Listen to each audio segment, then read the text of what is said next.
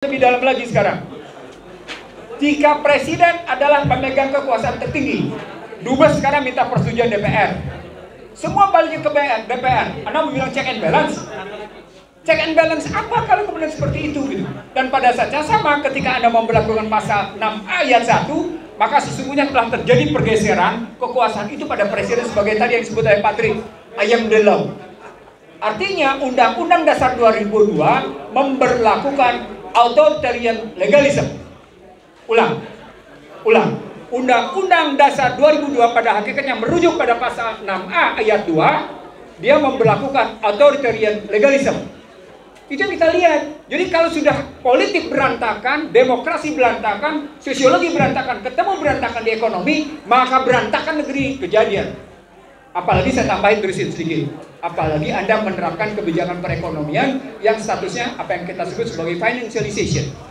Bangga dengan obligasi berbunga tinggi yang berakibat pada Anda semua yang miskin-miskin itu sudah berutang membayar orang kaya. Itu financialization. Itu akibat pasal 33 ayat 4. Itu akibat pemerintah tidak berpihak kepada rakyat. Nah, lebih lanjut kita ubah. Tadi kita ubah misalnya pada pasal 33 ayat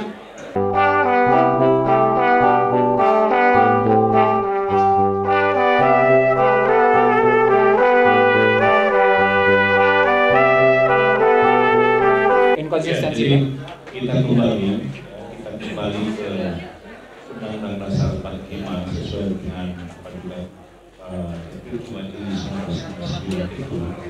Ya kalau sebagaimana yang tadi sudah saya sampaikan bahwa kalau kita mau mencapai tujuan yang sudah disepakati, ya, itu harus tetap berdiri orang dari kesepakatan awal. Kesepakatan awal itu adalah perumusan dari bahasa atau kalimat-kalimat yang ada di dalam seluruh pasal-pasal yang ada di dalam Undang-Undang Dasar 45 itu tadi. Jadi ketika dia dimasukkan bahasa-bahasa bahasa-bahasa katakanlah seperti demokrasi ekonomi, itu ibarat memasukkan benda asing ke dalam sebuah tubuh. Nah, itu pasti menimbulkan reaksi yang tidak sehat. Nah, jadi kita ingin kembalinya itu adalah sesuai dengan ruh ketika kita mau mewujudkan cita-cita kemerdekaan itu yang ada dalam kesepakatan dari semua komponen bangsa yang ada pada saat itu. Jadi kita tinggal melanjutkan apa yang sudah dirintis oleh mereka, dan kita jangan sampai membuat bahasa undang-undang itu jadi kabur dan multitafsir. Ya, jadi kesederhanaan redaksi bahasa di dalam Undang-Undang Dasar 45 itu memiliki makna filosofi yang sangat luar biasa. Jadi kita kembali kepada aslinya. Terima kasih. Baik, Pak Latif silakan mau lanjut. Iya. Baik, terima kasih. Saya hanya ingin mengemukakan secara singkat bahwa Undang-Undang Dasar 2002 ini tentu merupakan karya manusia yang tidak terlepas dari kekurangan dan kelemahannya. Itu yang pertama. Yang kedua, ini terbukti dalam praktek kehidupan ketatanegaraan kita. Tujuan negara kita ini semakin jauh, semakin tidak bisa diwujudkan dalam upaya pemberian perlindungan, jaminan hak asasi, peningkatan kesejahteraan rakyat, ya, dan penyelenggaraan pemerintahan demokratis.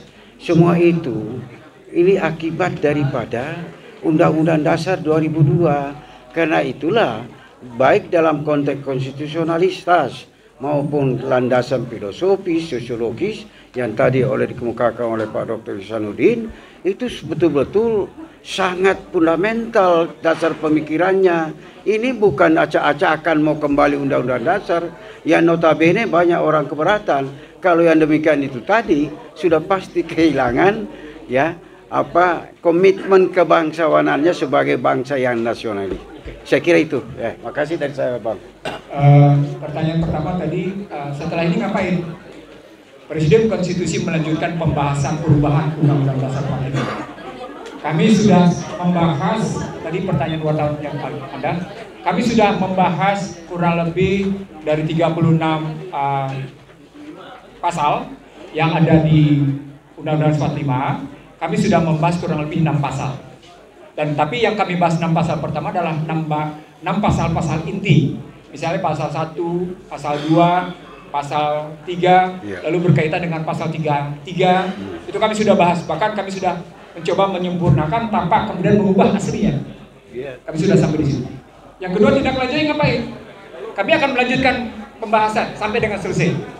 Tanpa mengubah yang aslinya, tapi kemudian kami mengadendum. Itu memang agenda dari Presidium Konstitusi. Yang ketiga sekarang, di mana konsistensinya? Tadi yang tanya konsistensinya siapa tadi? Ada di sebelah. Oke. Ada pegang ini nggak? Pegang. Silakan Anda ambil yang kedua. Gambar kedua. Gambar kedua saja sudah menunjukkan, Anda bayangkan di situ, gambar kedua saja sudah menunjukkan inkonsistensi. Inkonsistensi pertama pada pasal 1 ayat 2. Kedaulatan di tangan rakyat dan dilaksanakan menurut undang-undang. Anda wartawan, ini struktur bahasanya benar apa enggak? Ini pertanyaan sederhana, ini struktur bahasanya benar apa enggak?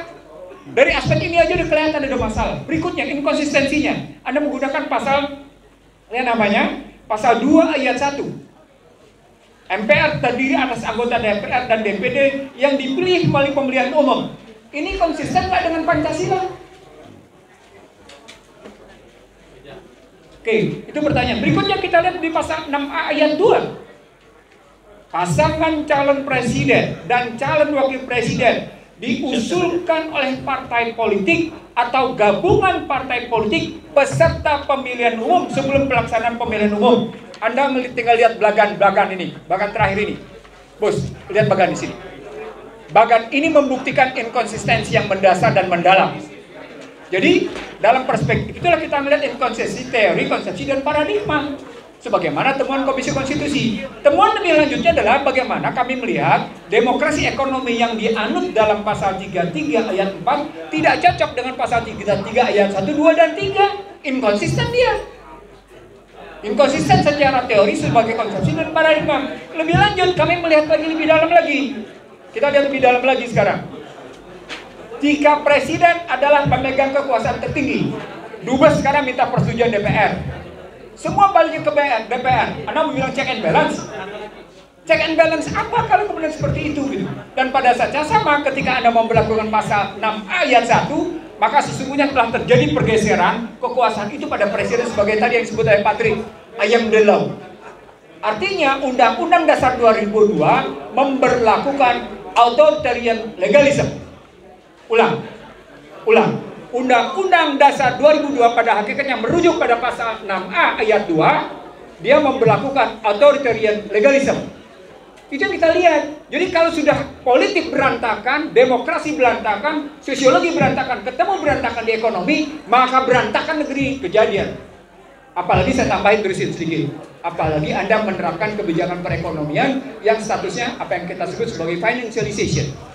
Bangga dengan obligasi berbunga tinggi yang berakibat pada Anda semua yang miskin-miskin itu sudah berutang membayar orang kaya. Itu financialization. Itu akibat pasal 33 ayat 4. Itu akibat pemerintah tidak berpihak kepada rakyat. Nah, lebih lanjut kita ubah. Tadi kita ubah misalnya pada pasal 33 ayat 3. Bumi, air, dan kekayaan alam yang terkandung di dalamnya. Kita sudah ubah menjadi bumi, air, dan dirgantara serta kekayaan alam yang terkandung di dalamnya. Kita tambahkan kata-kata dirgantara. Pertanyaan, kenapa tidak menggunakan antariksa? Nah, di sini muncul perdebatan. Jadi, sebagai jawaban atas pertanyaan Anda, kami melakukan pembahasan atas perubahan atas penambahan, bukan perubahan, atas penambahan Undang-Undang Dasar 45 secara multidisiplin. Kami menggunakan pendekatan politik, kami menggunakan pendekatan hukum, kami melakukan pendekatan yang namanya sosiologi, kami melakukan pendekatan ekonomi, kami melakukan pendekatan ilmu hukum internasional dan hubungan internasional. Sehingga kita melihat dalam spektrum yang lebih luas. Dan itu pembahasan satu ayat saja bisa makan berjam-jam. Contoh sederhana, Anda ambil otonomi dalam konsep siapa? Apalagi kemudian otonominya dikaitkan dengan posisi perkembangan digital. Bagaimana batasan-batasan otonomi dengan perkembangan digital itu? Nah itu yang mesti kita antisipasi, dan itu kita rumuskan secara baik, secara mendalam. Bagaimana jawaban atas posisi Undang-Undang 45 sesungguhnya setelah memberi petunjuk dan perkembangan zaman harus kita adopsi dan kita adaptasi. Baik, masih ada lagi Bapak Ibu sekalian? Cukup ya. Terima kasih banyak atas kesempatan hari ini.